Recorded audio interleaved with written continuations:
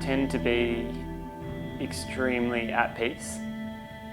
There's very little that sort of fogs the brain or that you think about that isn't important to that very moment. It's deeply instinctual. What's the wind doing this morning? Where am I going to go? Where do I think there'll be the animal that I'm pursuing?